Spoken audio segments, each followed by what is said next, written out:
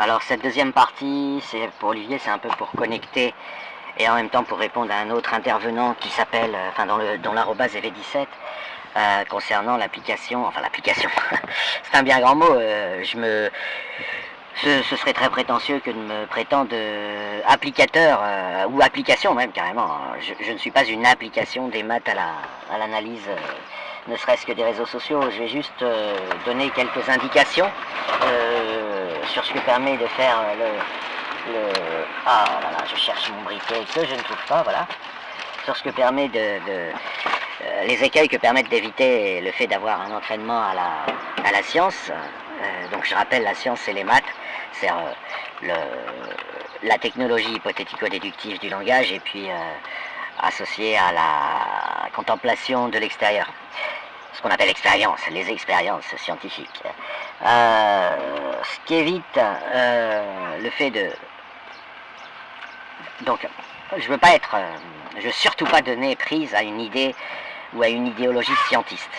La science n'a rien de différent de n'importe quelle activité de pensée, à part un point crucial, c'est que premièrement elle sécurise le langage, c'est-à-dire qu'elle extrait les axiomes qui sont automatiquement cachés dans les règles de grammaire du langage, ce qui évite, bon c'est facile à faire mais je dirais pas pourquoi, et puis ça évite d'avoir des axiomes cachés par la grammaire.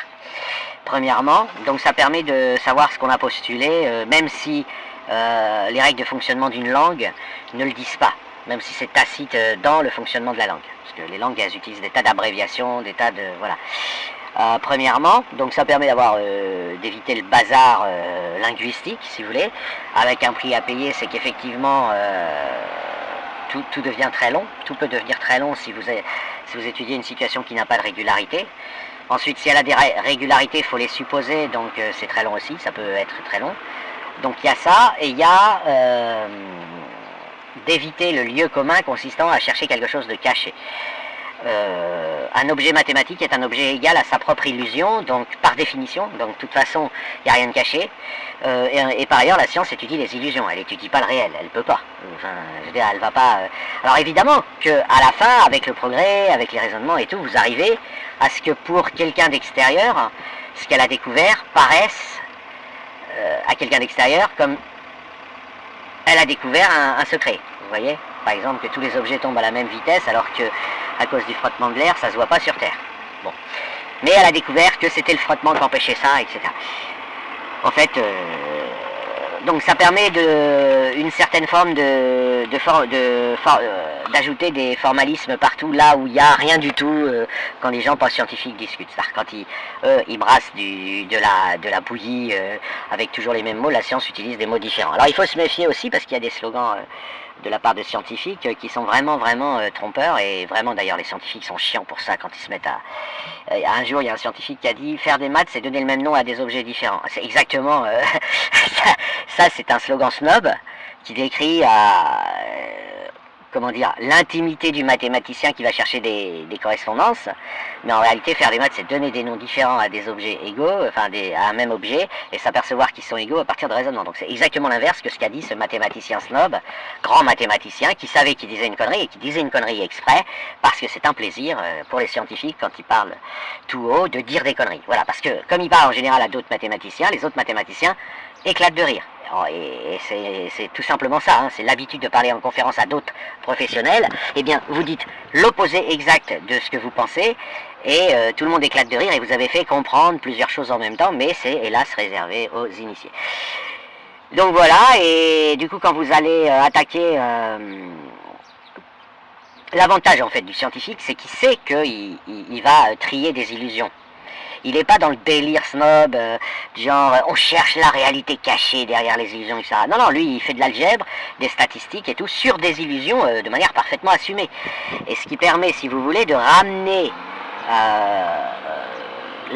les rapports qu'il va produire à une certaine forme de franchise, d'absence d'ambiguïté, etc. Mais il ne s'agit pas de découvrir la vérité, vous voyez, il n'y a pas de vérité. Il s'agit de savoir qu'est-ce qui est connecté dans le texte, quelles sont les connexions grammaticales et quelles sont celles qui résultent de l'expérience, et puis de contempler la mécanique en train de fonctionner de manière bête et méchante, et on ne suppose pas qu'on n'est pas en train de rêver, hein. On est en train de rêver, on analyse mathématiquement le rêve, voilà. Donc ça allège de tout ce poids que vous avez chez les autres intellectuels qui se la racontent, qui tortillent dans tous les sens, qui se nourrissent de flou, de non-sens, la philosophie, la politique, tous ces trucs, à la poubelle. Voilà. Donc c'est un avantage. Ensuite, concernant les statistiques, on a des théorèmes de maths, mais par contre on n'a pas de possibilité de gérer les contrefactuels de manière, je dirais, habituelle depuis des milliers d'années, hein. C'est un progrès récent, c'est de la recherche récente, et en plus obtenu par le paradigme quantique, de même que l'axiome le principe de moindre action, c'est un objet prend le plus court chemin, hein, voilà. Il prend naturellement le plus court chemin. Ça a cessé d'être un axiome que depuis qu'on a le paradigme quantique. Alors excusez du peu, remplacer un axiome par le paradigme quantique, il y en a qui diront ça s'appelle pas une économie. Après, il faut vraiment creuser pour aller voir que le paradigme quantique, c'est en fait un retrait d'axiome. Et bref, on a remplacé l'opposition, le signe moins, par une orthogonalité, et donc ça change énormément de trucs. Et puis au prix d'un travail et d'efforts, sous les avant 3 et moins 3 étaient opposés, voilà, où A et non A sont opposés dans un autre système, le système des phrases et puis de la négation d'une phrase. Le quantique, c'est une droite et son espace orthogonal, enfin deux droites perpendiculaires, si vous voulez, sont opposées, sont là. Donc ce qui permet, quand deux droites ne sont pas perpendiculaires, ou deux segments, si vous voulez, il y en a un qui se projette sur l'autre, on a une trace non nulle, et ça donne au signe égal des propriétés de non-transitivité, hein, c'est-à-dire que la probabilité que A soit égale, mais totalement égale, hein, soit égal à B et non nulle, l'amplitude complexe si vous préférez, et pourtant non certaine. C'est pas la... Voilà. Et du coup, vous pouvez très bien avoir A égale B probable, enfin pas certainement faux, B égale C probable, pas certainement faux, et A égale C, enfin A et C orthogonaux. C'est le paradigme quantique. C'est un changement, ça permet en fait, bon bref, je ne vais pas parler de quantique. Donc quand vous étudiez ensuite l'être humain et les sociétés humaines et tout ce que vous voulez, l'histoire, la sociologie, enfin toutes les discussions possibles et imaginables, et que vous avez ça en tête, ça évite d'ajouter des postulats. Qui sont en fait, on dit souvent les scientifiques sont rationnels et les littéraires le sont pas, c'est eux qui... Non, en fait c'est l'inverse. Le littéraire, il rajoute plein de postulats sans le savoir et il devient d'un conformisme et d'une rationalité tellement brutale et tellement trou du cul, tarte à la crème, qu'il passe à côté de plein de trucs. Et le scientifique, justement, comme il a explicité les postulats, qu'on appelle des axiomes, hein, souvent, ça lui évite d'être pris par derrière. Voilà. Et donc il va, s'il a un peu une habitude, dans sa tête, il va jongler, ah ouais, mais là, cette personne, elle est en train de me dire ça, mais ok, elle a supposé tel et tel truc, elle a postulé tel et tel truc, ok, bon, j'accepte qu'elle les postule, ça c'est pas un problème, mais je sais qu'elle les a postulés dans le discours. Donc, comme moi, en tant que scientifique, je peux déduire beaucoup plus de trucs qu'elle de ses propres postulats, je m'assois confortablement, j'attends qu'elle se plante, et puis j'attends que le suivant parle. Vous voyez, c'est pas... C'est une question de... comment dire, on fume la moquette en science, si vous voulez. Les gens diraient qu'on fume la moquette, c'est-à-dire que si quelqu'un dit donc, on va trouver ce donc saugrenu et on va dire non, il faut rajouter 52 postulats et demi pour que ça marche. Et en plus, on aura plus ou moins en tête les postulats. Voilà. Putain, qu'est-ce qu'elle est nulle la vidéo que je suis en train de faire, c'est une dinguerie. Le gros truc, on va dire le gros truc, que vous n'avez pas dans les livres, que vous ne trouverez ni dans les livres de sociologie, d'anthropologie, de philosophie, de ceci, de cela, c'est-à-dire tout ce qui n'est pas scientifique, et que vous ne trouverez que dans des livres de maths et de physique, et donc, qui vous parleront rarement de faits, c'est les contrefactuels. Alors qu'est-ce qu'une contrefactuelle? C'est le fait, je vais aller très vite, hein, c'est le fait de dire, s'il avait plu, j'aurais pris mon parapluie, et imaginons que la personne qui dit ça, c'est un clochard, qui n'a pas de parapluie, et voilà. Eh bien vous pouvez lui dire, alors qu'il fait beau, hein, vous pouvez lui dire non, c'est faux ta phrase. Maintenant, si vous la mettez à l'indicatif, s'il pleut, alors j'ai pris mon parapluie, elle est automatiquement vraie, parce que comme il fait beau, cette phrase est automatiquement vraie. Vous prenez ça contraposé, hein, tout simplement, c'est-à-dire que si je ne prends pas mon parapluie, alors il fait beau, comme il fait beau, la phrase elle est automatiquement vraie. Et en fait, la structure au conditionnel, c'est une structure qui a été considérée comme digne d'intérêt et financée que depuis qu'il y a le paradigme quantique, puisque la nature nous offre une capacité avec des machines de mesurer les réalités contrefactuelles. Voilà. Qu'est-ce que ça fait ça? Ça fait que quelqu'un qui est habitué à raisonner de manière scientifique, sachant que ce que je viens de dire, c'est-à-dire quelqu'un qui est habitué à identifier les postulats, y compris ceux cachés derrière des virgules, il va aussi, bon, si c'est intéressé aux progrès récents, il va aussi, quand il analyse le réel, il va analyser des contrefactuels qui peuvent être faux, avec pourtant des phrases fausses derrière les si. Et ça va lui donner un paysage, une vision du paysage, c'est un peu comme regarder en infrarouge, quoi. Là, pour le coup, il va voir des trucs que les gens ne voient pas parce qu'il va regarder des contrefactuels fausses. C'est bizarre de dire il va regarder des contrefactuels fausses. Enfin, je veux dire, normalement, elles sont toutes vraies puisque, en général, une contrefactuelle, vous mettez une phrase qui est fausse après le si. Et voilà, et l'algèbre qui permet de gérer ces contrefactuels fausses, c'est quand même quelque chose d'assez tordu. Qui ne se résume pas au modèle de Kripke, même si c'est eux qui rendent ça non mystérieux sur le plan des principes. Donc je vais dire ce que c'est rapidement. S'il avait plu, j'aurais pris mon parapluie, c'est une phrase, il fait beau. Donc si vous dites s'il pleut, alors je prends mon parapluie, elle est automatiquement vraie puisqu'il fait beau. Maintenant, si vous dites au conditionnel, s'il avait plu, alors j'aurais pris mon parapluie, en apparence, vous avez, je sais pas, les gens qui n'ont pas de parapluie, par exemple, vous avez envie de leur dire, non, c'est faux ce que tu dis, et pourtant il fait beau, donc cette contrefactuelle n'est pas mesurable. Alors, il se trouve que la théorie quantique permet de mesurer, mais passons, ça c'est un des progrès récents. Et en fait, Kripke dit que cette phrase, elle signifie, dans les mondes où il pleut, j'ai mon parapluie avec moi, voilà. Et là, ça peut être faux. Parce que s'il existe au moins une réalité, un monde parallèle où il pleut et que vous n'avez pas votre parapluie, la phrase peut être fausse. Et c'est ça les modèles de Kripke. Donc ça rend non mystérieux le fait qu'une contrefactuelle puisse être fausse. Par contre, ça fait appel au monde parallèle, aux réalités, aux autres mondes que vous ne voyez pas. Et par ailleurs, les manipuler sur le plan mathématique, c'est quand même... Premièrement, vous avez le Kripke du Kripke, vous voyez, parce que si vous prenez le multimonde d'un modèle de Kripke, vous avez à nouveau le problème. Vous le considérez comme un seul monde avec des propriétés spéciales, et vous avez à nouveau le problème. Donc il faut prendre faut l'envisager comme un seul monde dans un modèle supérieur, et c'est pas idempotent, donc un modèle supérieur de Kripke, et ainsi de suite, enfin bref, et après en réalité, aujourd'hui, on gère plutôt ça à la manière quantique. Et voilà, c'est-à-dire que mais en fait, l'avantage d'avoir en tête toute cette mécanique mathématique, c'est que tout n'est pas gris. Vous avez une perception en relief de tout ce qui s'est dit, et c'est comme ça que j'ai découvert, mais à l'aide quand même, attention, c'est pas un don, c'est pas du talent, n'importe qui aurait découvert la même chose. Ah oui, il y a aussi un truc en science, c'est qu'on découvre tous la même chose. Donc c'est quand même pratique, et on peut communiquer entre nous et se faire remarquer nos erreurs et les corriger, il n'y aura pas de désaccord. Il n'y a pas un scientifique qui va dire à un autre, ah t'as fait une erreur là, et l'autre il va répondre, non, j'ai pas fait d'erreur. Ça n'existe pas ça, puisque toutes les hypothèses se voient, donc au pire il dira, ah non, c'est parce que j'ai postulé que... Bon, dans ce cas-là, il n'y a pas de souci, c'est pas un désaccord, mais... Et donc du coup, l'avantage, par exemple moi de mon travail, 5 ans à plein temps d'écoute d'islameux, de musulmans, etc., c'est que j'arrive à des conclusions qui sont peut-être fausses, pourquoi pas, mais les conclusions auxquelles j'arrive, n'importe qui aurait fait la même chose que moi serait arrivé aux mêmes conclusions. C'est-à-dire que il n'y a pas de désaccord entre ce que j'ai constaté et les conclusions auxquelles j'arrive et ce que dirait un scientifique ayant connaissance des constats. Il dirait oui, de ces constats tu tires la bonne conclusion. Voilà. Par contre, un scientifique n'ayant pas passé 5 ans à plein temps à écouter l'islam, évidemment il ne me dira pas ça parce qu'il me dit sous réserve que tu aies fait les constats, que tu es le seul à avoir vécu, nonobstant qu'il faut s'organiser, il faut enregistrer, si vous êtes brouillon, vous faites des erreurs matérielles et ainsi de suite.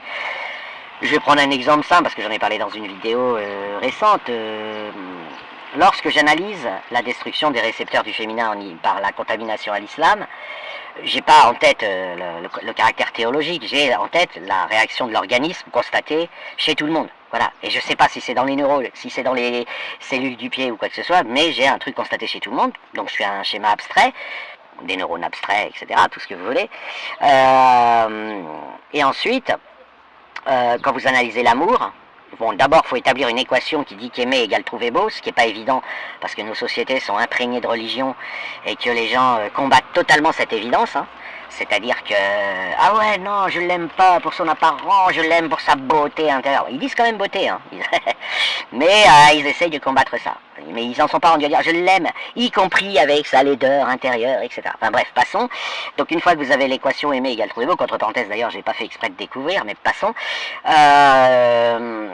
Et que vous examinez comment l'organisme est constitué, vous voyez que c'est du shirk pour un musulman, mais eux-mêmes n'en sont pas toujours conscients, hein.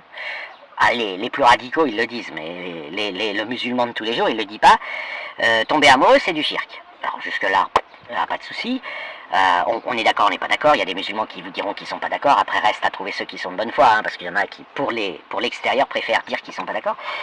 Et après, la question, c'est est-ce que c'est subconscient, conscient, au sens très immédiat du terme, est-ce qu'ils s'en rendent compte que leur organisme les prive de tomber amoureux au sens propre du terme, comme on peut l'entendre dans le monde libre, c'est-à-dire diviniser le visage rencontré. Et en fait, là encore, c'est très basique. Vous observez des milliers de gens et puis vous regardez si ça résulte d'une décision, d'un choix conscient, et vous voyez que non.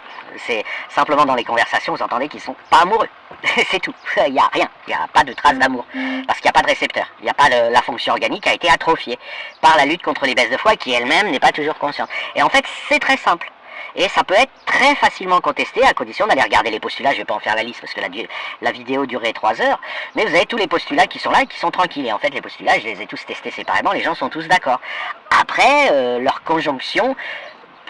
Vous voyez, parce que, imaginons que j'ai 99% d'accord sur chaque postulat et que j'ai 1000 postulats, mais la borne inférieure, elle est de 0. C'est-à-dire qu'après, les gens peuvent changer d'avis quand je leur dis, finalement, pris séparément, quand je vous ai sondé, vous êtes d'accord avec tout, mais vous avez l'impression d'avoir été piégé, ou je vous mets la liste complète d'un coup sous le nez. Ah non, vous avez envie de dire, doit y en avoir un qui est faux, ça se voit pas, patati patata, vous voyez. Et c'est là où il faut faire attention et ne pas se piéger soi-même en tant que scientifique, en voulant défendre une thèse plutôt qu'une autre. Parce qu'il est très vite fait de faire exprès de diluer un seul postulat qui a 1% de fiabilité en 1000 postulats qui ont chacun pris séparément 99% de fiabilité, c'est pas dur. Mais si on le fait exprès, évidemment, alors après l'intention est identifiable, hein, parce que le fichier peut être compressé. Mais enfin, il y a une histoire de complexité de Kolmogorov du fichier, mais qui pourrait exister aussi même si vous ne l'avez pas fait exprès, donc c'est un peu complexe. Mais voilà, en fait, à un moment donné, c'est très simple. C'est-à-dire, enfin en tout cas, on peut, quand c'est compliqué, on va rejeter, on va dire, ah, non, c'est trop compliqué, je suis en train de gérer de l'humain, de regarder le spectacle d'humain, je peux pas, voilà. Et donc, et tout le monde le comprend. C'est-à-dire que l'avantage aussi de cette démarche, c'est qu'au moment où je vais affirmer un truc, les gens peuvent ne pas être d'accord, ou être d'accord, mais en tout cas, ils vont comprendre ce qui est dit. Et en plus, l'avantage des réseaux sociaux, c'est que leur manière de contester en faisant semblant de ne pas être d'accord va permettre de savoir si en fait ils sont d'accord et même vexés au nom du « y'a que la vérité qui blesse » piqué, vous voyez. La destruction des récepteurs du féminin, c'est quasiment le résultat le plus spectaculaire en termes d'unanimité, c'est-à-dire que j'ai l'accord permanent, souvent conscient. La personne dit oui, effectivement, je suis d'accord, en islam, on est des ragels, voilà, la femme, elle a son rôle, c'est pas ci, c'est pas ça, donc voilà. D'autres fois, inconsciemment, le seul truc qui reste un peu subconscient chez les contaminés, enfin chez les musulmans d'une manière générale, mais ils ne sont pas tous contaminés de manière égale à l'islam, ça c'est là où il y a une hétérogénéité, mais le seul truc qui reste un peu subconscient, c'est l'association au shirk. C'est-à-dire que, en fait, c'est conscient, mais c'est détourné. C'est-à-dire comme ils sont attirés sexuellement, par exemple, ils vont être attirés sexuellement par une femme, ils vont s'en foutre de discuter de l'amour platonique lors d'un coup de foudre. C'est pas que c'est inconscient, c'est que ce n'est pas leur quotidien et parfois c'est pas leur vie. Voilà, tout simplement. Donc c'est pas une question de subconscience, c'est une question que leur parcours généré par le véhicule corporel et mental va les amener de toute façon à ne pas croiser le coup de foudre, comme il y a même un autre parcours les amènerait à pas le voir. C'est un peu comme les sourds de naissance qui du coup habitent dans des villes et tout, enfin ils ont un parcours de vie qui les amène jamais près d'une discothèque, de sorte qu'ils ne se prononceront jamais sur les gens qui dansent. Parce que tout simplement, ils se sont organisés pour habiter à des endroits où il n'y a pas de discothèque, etc. Et là c'est pareil, le musulman n'habite pas là où on croise l'amour, au sens propre, hein, tomber amoureux. Tout ça, voilà, c'est pas dans son sillage, il ne croise pas ces forêts-là. Et donc on pourrait penser que s'il les croisait, il serait capable de tomber amoureux. Et c'est pour ça que c'est un peu compliqué des fois. Bon, vous avez des tas de trucs comme ça qui sont... Mais au final, quand vous dessinez le contexte, vous avez énormément de questionnements sur l'organisme, au sens beaucoup plus simple que les psychiatres, les médecins l'entendent, en un sens intuitif, c'est-à-dire que par exemple, on va s'occuper, quelqu'un qui vous dit j'adore Allah, ou j'adore Mohamed, parce qu'en islam, ils prétendent adorer Allah, mais ils adorent Mohamed sans le savoir. Là, pour le coup, c'est pas conscient, parce que s'ils avaient conscience qu'ils adorent Mohamed, ils se rendraient compte à quel point ils sont dans le shirk. Ils ont une idole, quoi, Mohamed, hein, tout simplement, même s'ils prétendent que c'est pas vrai, etc. Nous, enfin moi par exemple, dans ma démarche, je vais pas, mais encore une fois les postulats sont clairs et nets, il n'y a pas de... Mais je vais regarder l'organisme, qu'est-ce qu'il adore dans son organisme, quelle est la fonction organique qui se déclenche quand il adore. Je ne vais pas regarder la cible, je ne vais pas regarder si c'est Mohamed, Allah, etc. Et c'est là où je vais ensuite dire que ça va être très très difficile pour cette personne, par exemple, de tomber amoureuse parce que la fonction qu'elle utilise est la même. Et donc, elle va s'en rendre compte, a priori, qu'elle a déclenché dans son organisme les mêmes réactions biologiques au moment où elle adore Mohamed et au moment où elle a un coup de foudre, où elle flash sur une femme. Si c'est un mec, disons, et qui a un coup de foudre et qui tombe amoureux. Ce qui fait que il apostasie, direct, quoi. Vous voyez, par exemple. Donc, vous avez beaucoup de choses qui se simplifient, mais à condition que vos postulats, en fait, soient issus de milliers d'heures de mise à l'épreuve.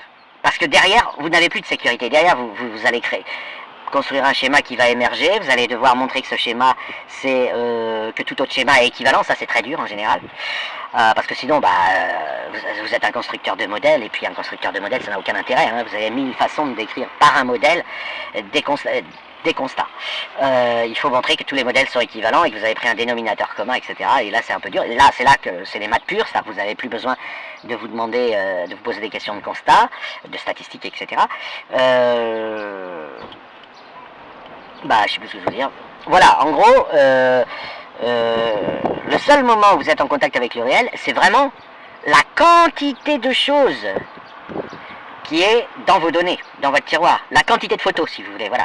C'est-à-dire qu'à un moment donné, pour la science, il ne va pas y avoir de problème si vous êtes compétent, mais on vous demande d'analyser un territoire, un paysage, une planète, je ne sais quoi, il faut des dizaines de milliers de photos, vous voyez.